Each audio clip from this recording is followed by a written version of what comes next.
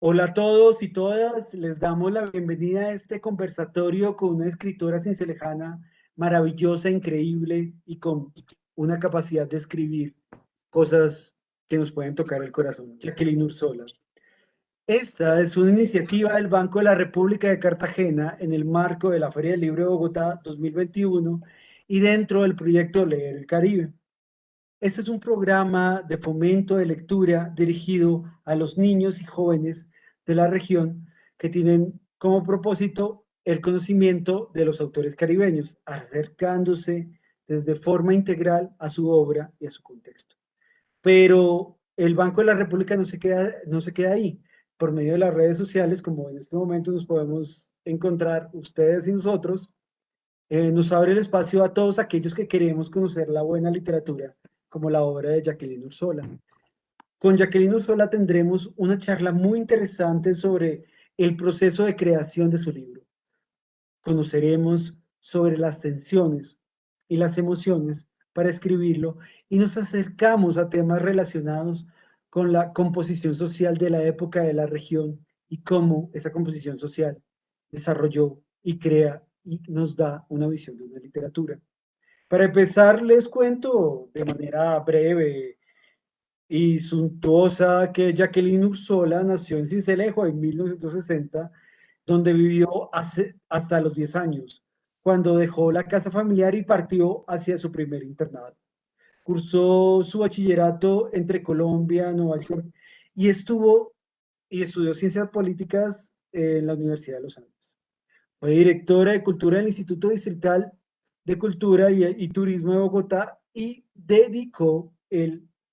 se dedicó al emprendimiento privado en las áreas de la platería y el diseño. Además, no solo de ser escritora, es una gran productora de arte, con pedido en las manos.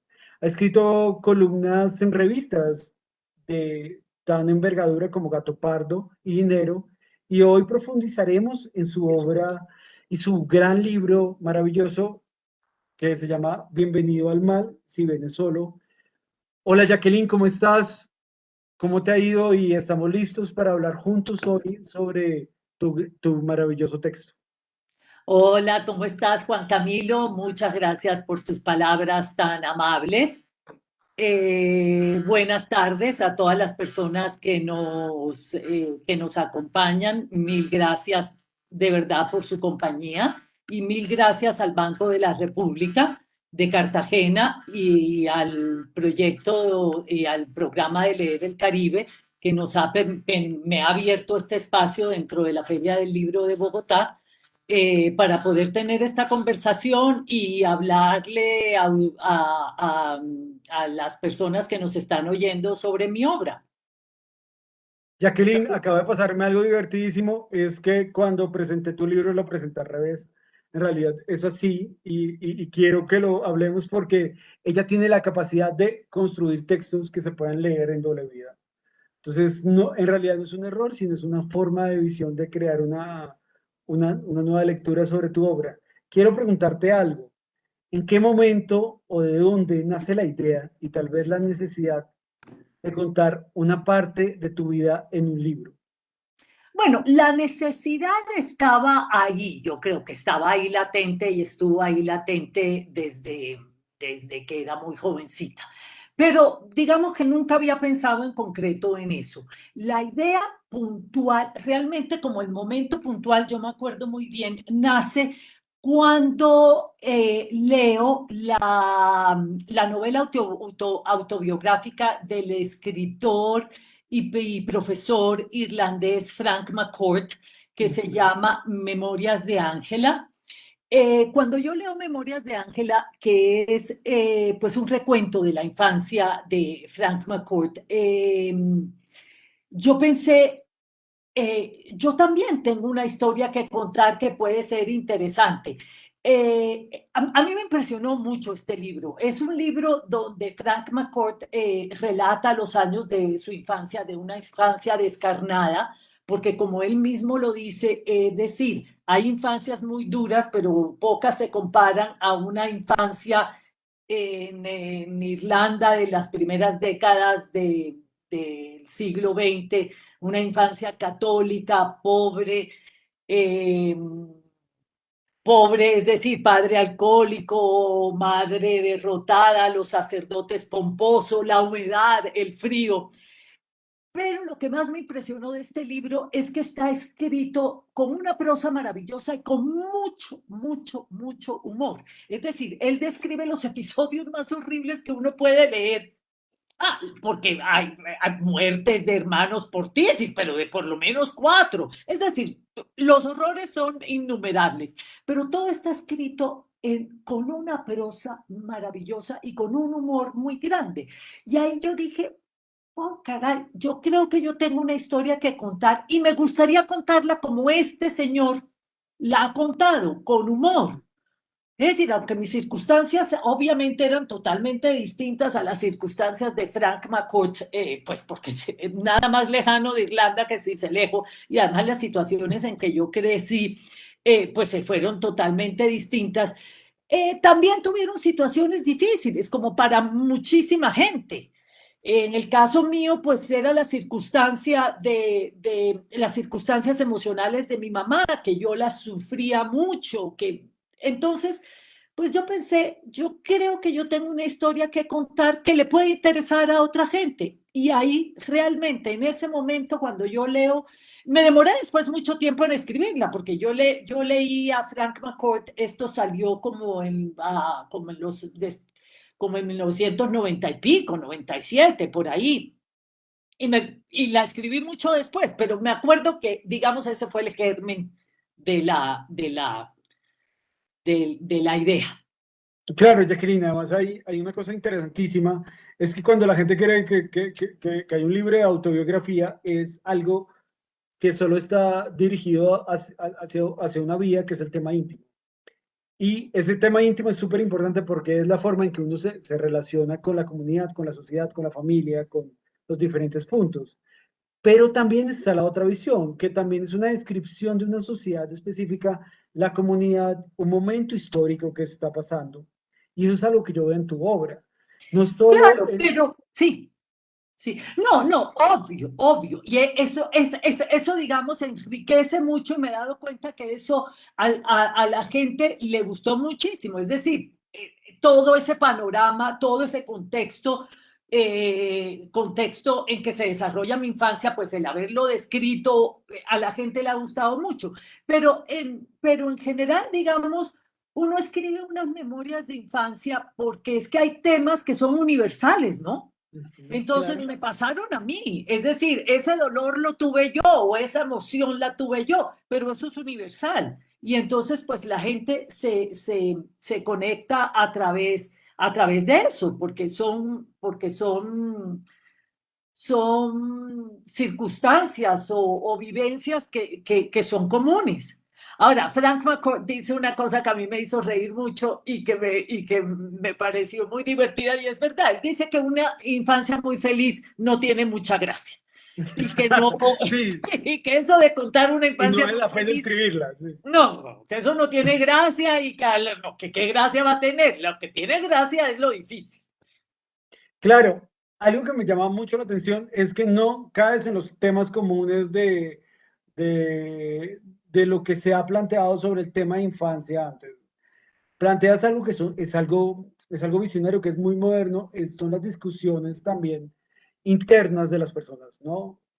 No solo quedarte con el tema físico, el tema del hambre, porque se escribieron durante muchos siglos el tema del hambre en la infancia o el tema de unas situaciones difíciles o no tener educación, sino también enfrentar el tema interno, mental, y que ahora por fin se le está dando nombre a esas situaciones, que de frente estamos hablando de eso y que digamos, como Pilar Quintana en Los Abismos, habla sobre la depresión de su madre, como tú también hablas unas visiones de depresión, y eso es algo que por fin se ha creado ese espacio, porque antes, antes decían, nada, es un decaimiento, pero no se hablaba de eso como una enfermedad y se reconocía como tal. Y eso lo hacía mucho más difícil. Eso lo Claro. hacía mucho más difícil. Es decir, hoy en día de eso hablamos con toda naturalidad. A nadie le da pena decir, o bueno, habrá gente que sí, pero tomar un antidepresivo es una ayuda maravillosa que le sirve a mucha gente. Ya no hay pues como ese mito, como ese miedo a hablar de esos episodios. Y eso, pues es que eso es una parte fundamental de la vida. Mira, es decir, las situaciones de mi infancia fueron unas situaciones por el otro lado, digamos, casi que envidiables. Yo fui una niña muy querida, que crecí dentro de una gran abundancia, pero eso no significa que no tuve unas situaciones difíciles, complejas, retadoras, que me Claro, marcaron. y eso es algo maravilloso en lo que planteas, es como vernos ahora, es como ahora tenemos la posibilidad de decir esas cosas, pero antes no, y antes no teníamos esa posibilidad de hablarlas. Y como, y eso es algo interesante en el libro, es como vemos ese proceso y también preguntarnos como lectores, darnos cuenta de esas situaciones como que pasaban antes y que antes las veíamos desde una forma, pero nos encontramos en otras y que ahora sí las podemos decir, pero antes no. Esto me parece bellísimo. Mira, el recuerdo que haces de tu infancia, el nivel de detalle de los recuerdos, algo que como narradora es increíble como los olores, los sonidos, las imágenes, es muy vívido y muy rico. ¿Qué tanto el libro para ti es real? Porque al final es una novela, ¿no? ¿Qué tantos elementos son de ficción? Mira, realmente, digamos, Bienvenido mal si vienes solo, es un libro donde no hay ficción. Exacto, donde no hay ficción. Es un libro que está basado en hechos reales. Ahora, está basado en mis recuerdos. Entonces, en ese nivel, la memoria es muy selectiva.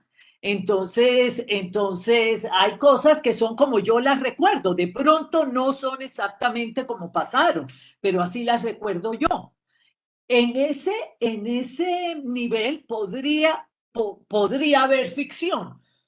Mis hermanos, por ejemplo, cuando leyeron el libro me decían, pero esto nunca pasó, ¿cuándo pasó? Yo nunca me di cuenta, nosotros nunca nos dimos cuenta. Pero es que cada niño es un mundo, ¿no? Y cada niño absorbe, depende de su situación emocional, pues absorbe y ve cosas.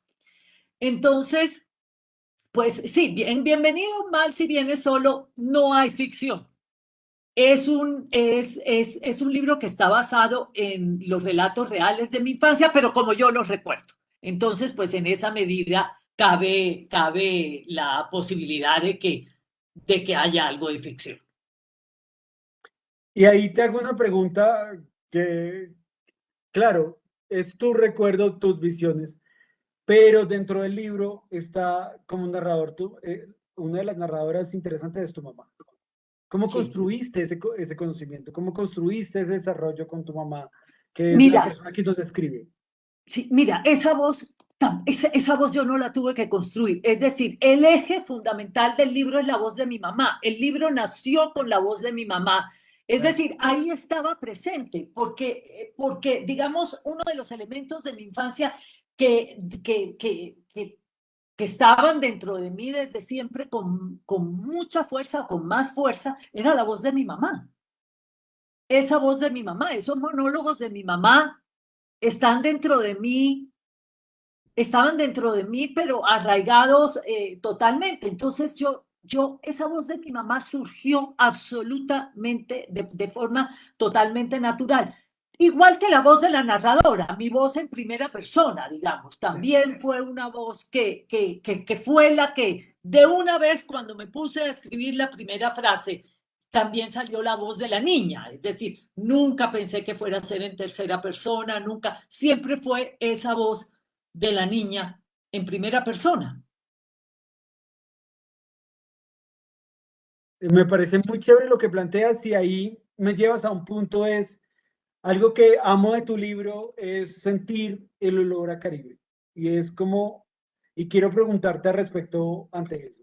Es interesante el relato de la vida en el Caribe a partir hegemonía familiar, muchos amigos, la gente del pueblo involucrada en los asuntos de todos, como que siempre hay una relación más cercana. Cuando uno está en Bogotá, vive en un conjunto residencial, encerrado, es distinto esa relación con el vecino, con el otro, con el cercano. Totalmente.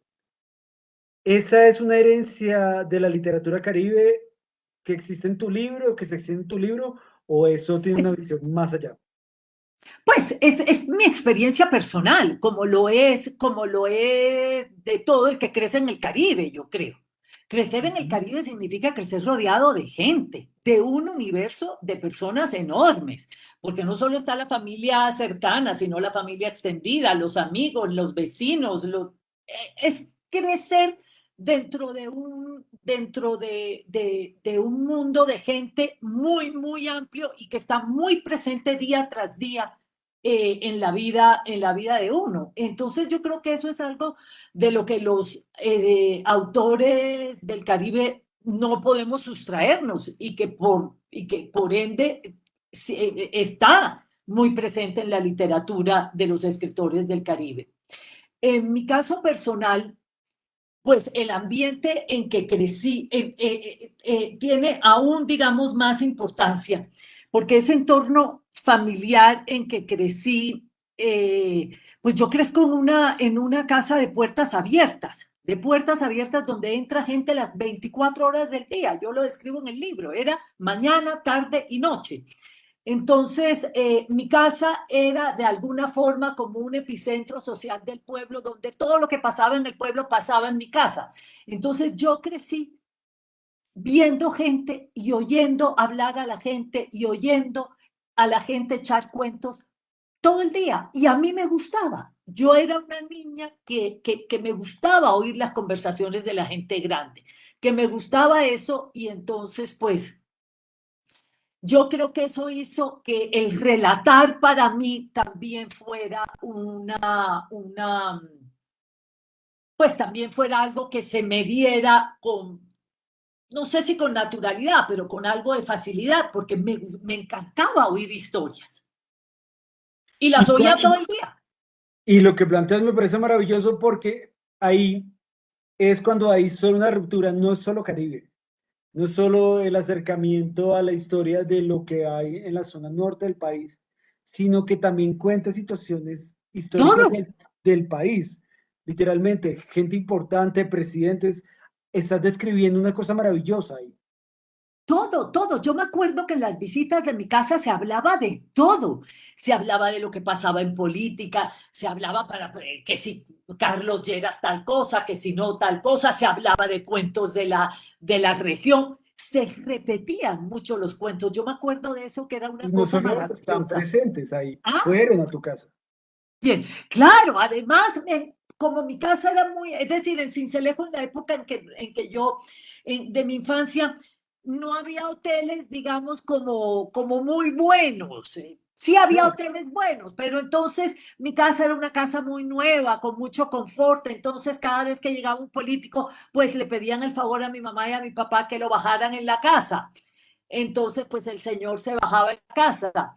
Eh, pero realmente digamos, la vivencia, a mí me hablan de mi infancia y yo lo primero que se me viene a la cabeza son esas reuniones de 20 personas en mi casa hablando sobre todo lo habido y por haber, donde unas personas, además que relataban historias mejores que otras, se les pedía que volvieran. Yo me acuerdo que era maravilloso, le decían a un tío mío que se llamaba Arturo, Arturo, vuélvete a contar el cuento de cuando el gobernador de Sucre metió la pata frente al presidente, por ejemplo. Y ese era un cuento que el señor podía contar cada 10 días y todo el mundo se moría de la risa y lo gozaban. Es decir, es un ambiente donde la oralidad pues está ahí. Y claro, la oralidad caribeña del Caribe colombiano que tiene un gran nivel y una gran importancia y que nos ha traído grandes escritores y eso me parece bellísimo porque es una forma distinta de encontrarse con la literatura. No solo es un concepto de creación de conocimiento, sino también es una forma, es una de las formas más importantes de poder contar nuestra historia. Y ahí me llevas a un punto y es lo que te pregunto es que en la época en que transcurre tu novela, Sucre aún no era departamento y sin embargo descubrimos la riqueza de una región de la sabana de Bolívar que caracteriza la cultura y la sociedad de esa época de la región. ¿Qué plantea el concepto de Sucre? ¿Qué es para ti cuando lo escuchas? Bueno, pues mira, Sucre digamos, una región muy rural. Para mí, Sucre, digamos que como materializa lo que es la provincia, la ruralidad colombiana. Es decir, Sincelejo y sus alrededores era una zona muy, muy rural, donde la actividad económica principal era la ganadería extensiva, lo cual significaba pues que la tenencia de la tierra estaba concentrada en muy pocas manos, ¿no? Es decir, en la década de los 60, Sucre todavía tenía un modo económico y social muy, muy feudal, muy feudal. Las relaciones sociales entre patrón, campesino, etcétera, eran totalmente feudales. La, es decir, la cosa salarial de prestaciones sociales era ínfima, era ínfima. Digamos, todo dependía mucho casi que de la buena voluntad del patrón. Es decir, yo tengo, ahora, es decir, específicamente en mi infancia, en mi casa yo vivía otra cosa, porque mi papá era un muy buen patrón, no es por hablar cosas buenas, sino que al contrario, mi mamá todo el día le decía que se excedía, él era muy buen patrón, pero realmente en ese momento, mira, el campesinado de Sucre era un campesinado muy, muy, muy pobre que estaba a merced del patrón, los liquidaban después de décadas de trabajo con unas vacas, con una cosa, prestaciones sociales como la de la salud, pues prácticamente eran inexistentes. Yo me acuerdo con horror de una cosa que se llamaba como en los hospitales la sección de caridad, donde iba la gente que no tenía medios económicos, digamos, para pagar, que era, por supuesto, la mayoría de la población. Entonces, sí, para mí, digamos, Sincelejo y Sucre en esa época es un territorio feudal, lindo, muy bucólico, eh, pero con una gran pobreza, pero un territorio que tenía como un encanto muy grande, ¿no?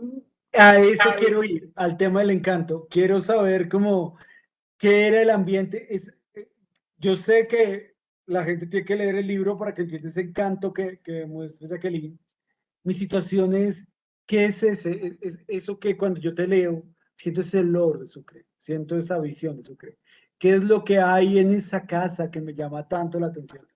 Pues todo, ¿no? Todo. Yo creo que yo hablo de cosas que son muy, muy, muy, muy bonitas. Por ejemplo, la relación de la niña con todo el mundo doméstico de su casa, con las empleadas domésticas de su casa. La relación de la niña con el calor de Sincelejo, la descripción de lo que era para ella el calor, de lo que hacía el calor. Eh, Todo ese mundo interior de una niña que es una niña observadora y que mira todo lo que está pasando en esa casa. Eh, es que yo creo que sí, lo que tú dices, digamos, hay mucho cuento dentro del libro, hay mucho cuento. Entonces, pues, son cuentos auténticos, que por eso puede ser bonito la relación de esa niña con su haya, que es una cosa tan importante en la época, ¿no? Porque en la época, el Haya era una figura que existía en todas las casas de cierto nivel social de todo el Caribe. Entonces, la relación de esa niña con su Haya, la dependencia mutua, la interdependencia, tanto de la Haya con la niña como de la niña con la Haya. En fin, Y, son muchas historias totalmente humanas donde yo trato de escribir de la manera más veraz posible y más auténtica posible todo lo que me rodeaba. y me encantaría invitar a todos a que te escuchen un momento. Te quiero pedir un favor, voy a ser súper envidioso y te voy a pedir que cojas tu libro y vayas a lo que me gustaba. Y ahí ya termino las últimas Por preguntas de la supuesto, eso es conversación. bonito porque eso es, ahí describo las cosas de Sincelejo, los olores, espera a ver, ¿en qué páginas que está? Ya te digo exactamente, está en la 217. Sí, Y va a exacto. ser muy chévere porque vamos a escuchar desde la voz de la autora esas palabras maravillosas que nos van endulzando los oídos para poder construir este conocimiento tan bello que ella nos da. Ok, entonces comienzo. Tú me dices cuando termine, cuando pare. Dale. De Sincelejo me gustaba el agua fresca de los tanques de Ternit que había en el callejón del lavadero para surtir la casa cuando la del acueducto no llegaba. El velo de humedad que me forraba el brazo cuando lo metía dentro del agua y que desaparecía por completo en el instante en que mi aya Esther Guevara me obligaba a sacarlo porque mi mamá le tenía prohibido que me permitiera jugar con los tanques de reserva de la cocina y la limpieza. Descolgar el brazo dentro del agua y mecerlo de un lado a otro o rebullirlo con fuerza hasta crear un maremoto. Me gustaban los aguaceros que se desplomaban como si el cielo se hubiera roto y los chorros de las cunetas que me caían en la cabeza y me obligaban a cerrar los ojos. Las gotas que rebotaban como pelotas cuando pegaban en las baldosas y los círculos que abrían cuando caían sobre los charcos que se formaban en las calles y en los patios. Me gustaban las ondas que dibujaban la silueta de mi hermana cuando se acostaba boca arriba en la terraza cubierta de agua a recibir el toque de la lluvia sobre la cara y el olor que quedaba en el ambiente cuando escampaba.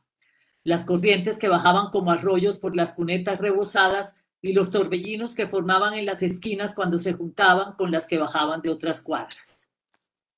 Me gustaba la quietud de la piscina todavía adormecida por la noche sombría y el hueco que perturbaba el agua cuando la primera de nosotras se tiraba antes de que a las otras les diera por tocarla y molestarla.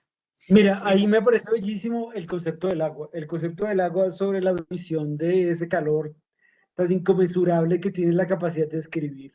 Y es ese espacio donde nos llevas, donde nos guías, donde nos representas. Es cómo logras esa capacidad de descripción. Algo que no solo es, sí, tiene una visión universal, pero también tiene la visión cercana de describir un espacio que uno puede entender y conocer. ¿Cómo haces para lograr esa capacidad en la narración de este libro? Yo creo que, digamos, en este, digamos, punto específico de cosas como el calor, como el agua, etcétera, lo hago a través de las sensaciones. Ujú. De las sensaciones, es decir, no digo tanto el calor que tal cosa, sino que entonces hablo de la sensación de meter el brazo en el agua de un tanque y de rebullirlo, Ujú. o de tirarme a la piscina cuando está totalmente dormida. Como describir las situaciones, más que digamos si el calor es también, pero si el calor es pegajoso o no es pegajoso, sino como describir las sensaciones y las cosas donde el calor, por ejemplo, se reflejaba, cómo se reflejaba en los avisos de las droguerías, los avisos de metal, en ese tipo de cosas. Es como a través de las sensaciones y a través de cómo se reflejaban ciertos, digamos, aspectos como el calor, como el sol, en, en cosas concretas. Y eso me encanta porque es el concepto de las sensaciones. En tu Sí. narrativa me resulta llamativa la presencia de los personajes femeninos y una reivindicación permanente de las mujeres. Todas ellas, te voy a citar, una especie de fuerza y el pabellón de la naturaleza. Empellón, Empeñón, empeñón. empellón, ¿Cómo? Empeñón. ¿Cómo? empellón. No sé eso Empellón. de dónde, esa palabra es de mi casa. no sé si exista, empellón, como de un, Impellón, sí, empellón, como de un huracán, como de una fuerza muy claro. grande. Me encanta que lo plantees. Es una especie de fuerza de impellón de la naturaleza. ¿Cómo lo afirmaste en tu texto sobre la esposa de García Márquez? ¿Qué elementos reconoces de tu mamá en tu Aya, en Mercedes Barcha, en Consuelo Araujo, en ese concepto de las mujeres de la costa? ¿Qué lo Bueno, hace entender a sí, uno sobre las mujeres del Caribe? bueno, básicamente digamos en que no les da ningún pudor ejercer el poder total. Les gusta tener el poder total, ejercerlo y lo hacen sin ningún pudor, sin ninguna reticencia.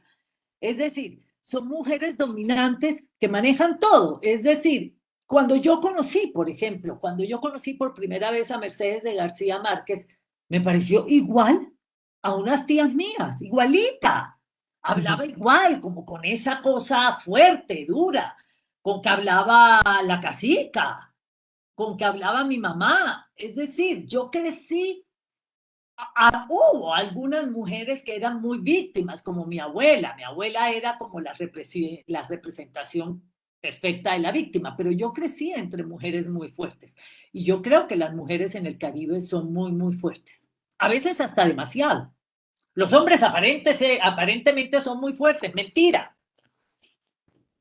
Mentira, las mujeres lo son mucho más.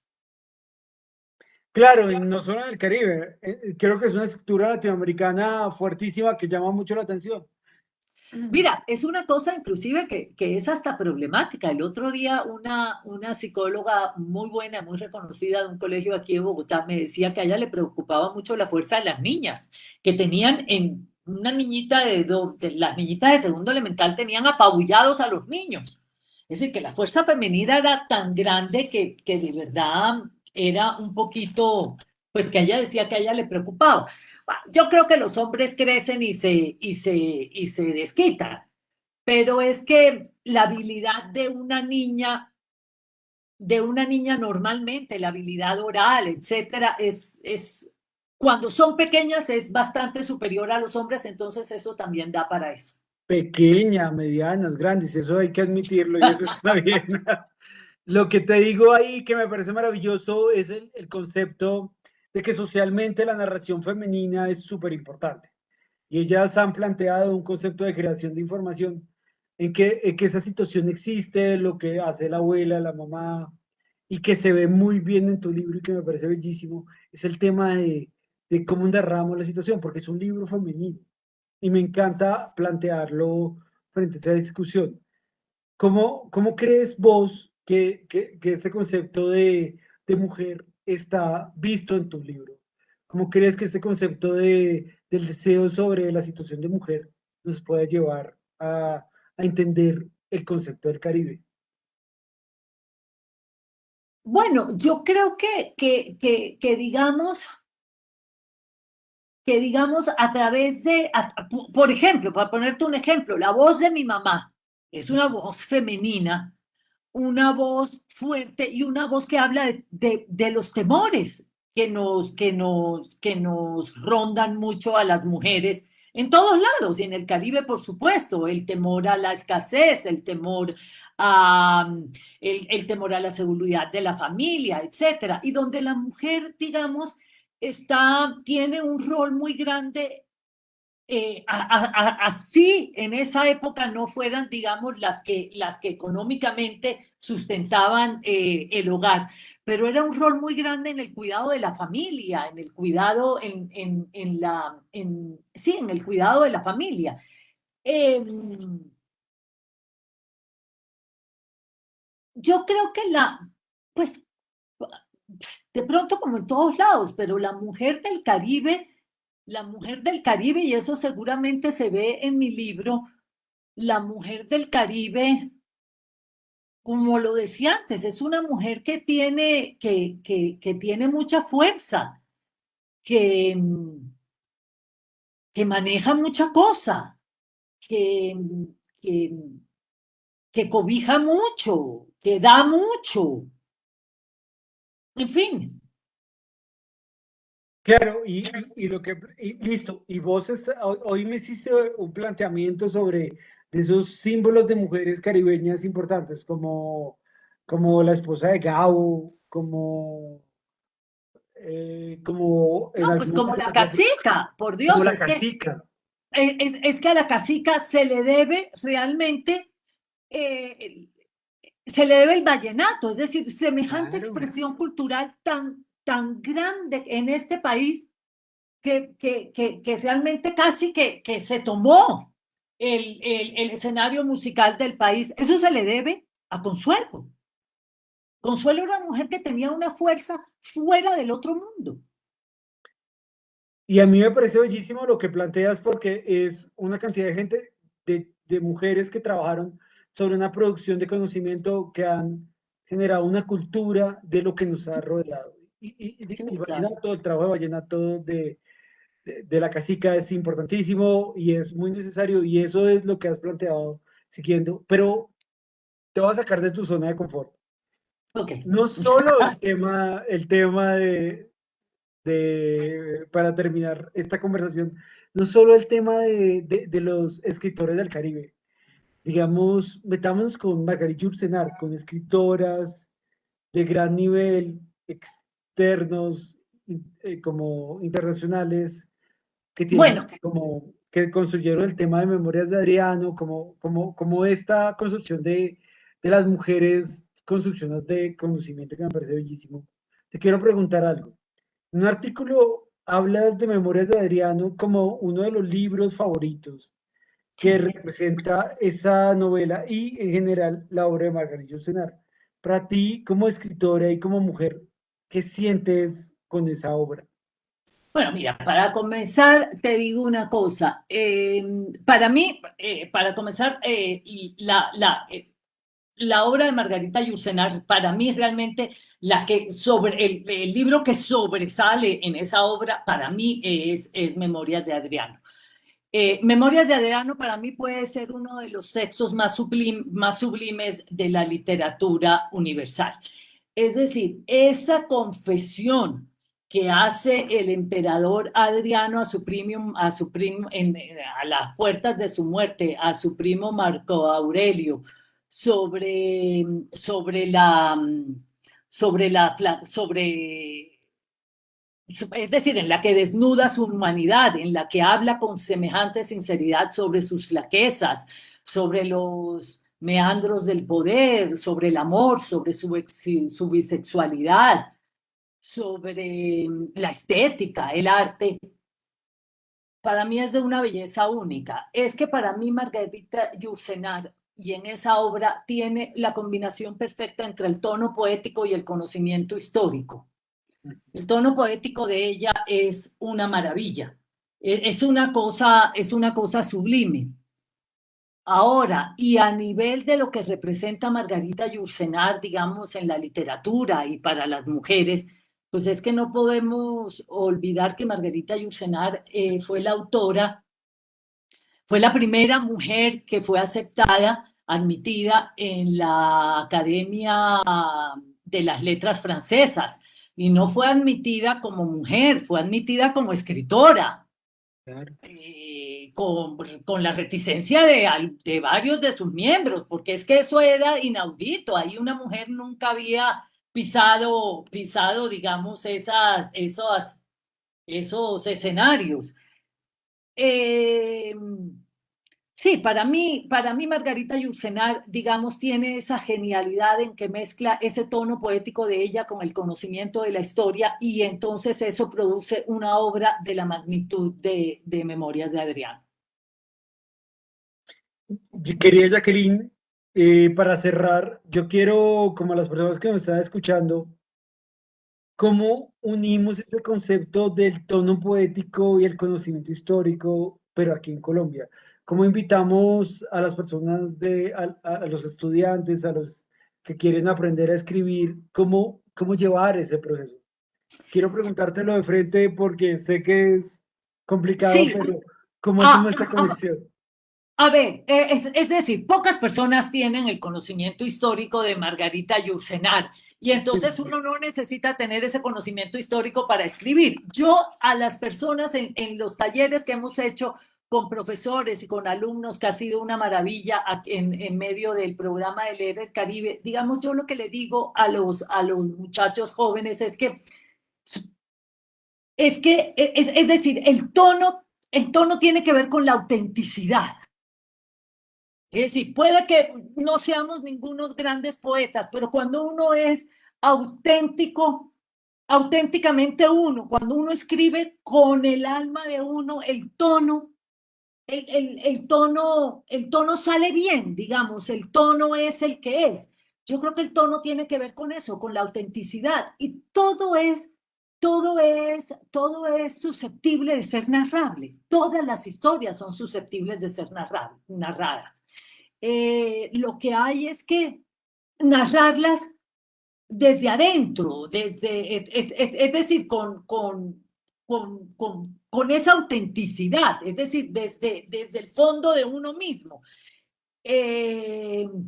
Seguramente las situaciones que yo describo en mi libro no son situaciones, no son las situaciones más especiales ni nada de eso, pero yo traté de escribirlas con, con toda, digamos, mi veracidad, mi honestidad.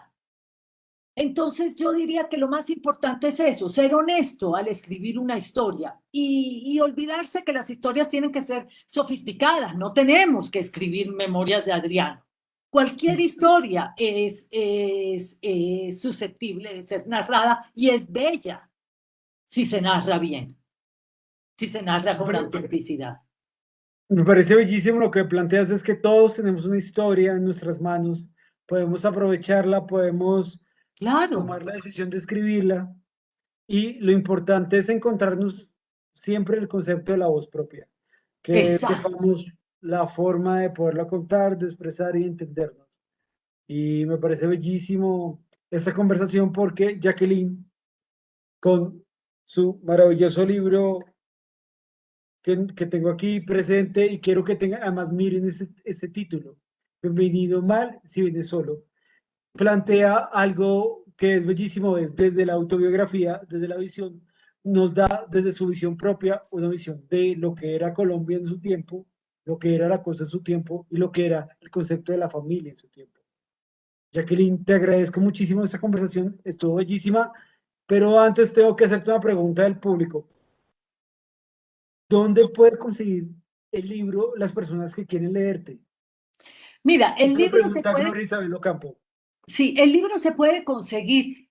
Es tan difícil, digamos, porque a veces no se hacen tantas copias y tú sabes que las librerías no quieren vender sino las cosas a los autores que más se venden, pero no, se puede conseguir en las librerías nacionales del país, se puede conseguir en la Panamericana, por ejemplo, y si tienen problemas, pues también lo pueden pedir a Google Books o a Amazon o en Amazon. En Amazon también está. Entonces se puede pedir o en físico o se puede comprar en Kindle y en Google Books también. Y en Listo, general, pues como en todas las librerías grandes. listo. Y muchísimas gracias a todos ustedes por estar presentes en esta reunión.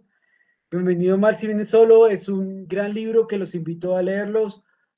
Por favor, escuchen esta conversación que estuvo maravillosa. Tratamos de llegar al alma, Jacqueline, antes de entender todo ese proceso de construcción del libro. Jacqueline, muchísimas gracias. No, gracias a ti, gracias al Banco de la República de Cartagena, a Leer el Caribe y a la Feria Filbo 2021. Y son espacios maravillosos que en este momento nos toca digital. Esperemos que próximamente nos toque en físico porque esos son Sí, de acuerdo, espacios donde uno debe estar más cerca, ¿cierto, Jacqueline? correcto. Listo. Ojalá sea pronto. Esperemos que sea pronto. Muchísimas gracias a todos ustedes y un abrazo. Hasta luego.